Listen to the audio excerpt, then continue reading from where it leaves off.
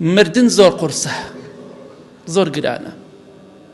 یەکێک لە سەحابەکان دەفەرمێ وەڵڵاهی وا ئەزانم ڕۆحم لە کونی دەرزیەکەوە دەرەکەن دەرەوە، ئەمە نە قورسە. ئەمڕۆ خۆتی بۆ ئامادەکە، دڵنیا بە هەردەمریت. مەڵێ بۆ باسی مردنەکەی، ئاخر شتێکە حەقیقەت و ڕاستیەکە لە پێشتە، ئەبێ خۆتی بۆ ئامادەکەی.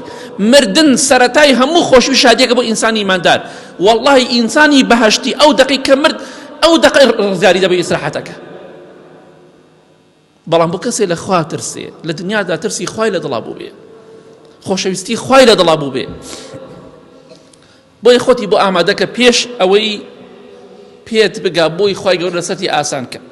لە حەدیثێکی صحیح بوخاری داهاتووە پێغەمبەری خوا صلی الله عليه وسلم جامێک قاپی ئاو لە بەردەمیا بوو لە سەرە مەرگا، تای هەبوو، سەری ژانی دەکرد، هەموو گیانی تا بوو، گەرما بوو، دەستێکرد بە ناو ئاوەکەدا و دەیهێنا بە دەموچاوی خۆیدا و دەیفەرموو لا إله إلا الله إن للموت سكرات. لا إله إلا الله مردن چەندە قورس و گرانە، چەندە ناڕەحەتە،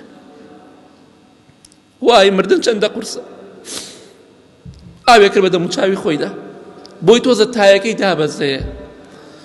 ئای مردن چەندە قورس و ناخۆشە، چەندە گرانە، بەڵام دوای مردن ئینشاءالله خۆشیەکان بۆ ئینسانی ئیماندار دەست پێکە.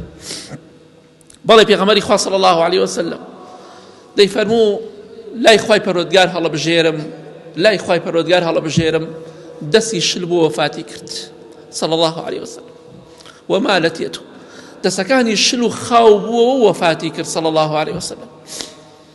مردن قورس و گرانە، بەڵام دوای مردن خۆشی و شادی بۆ ئینسانی ئیماندار. کەواتە خۆت بۆ مردن ئامادەکە بە چاکە و بە عیبادەت، ئەو کاتە ئینشاءالله دڵخۆشی دنیا و قیامەتە بیت.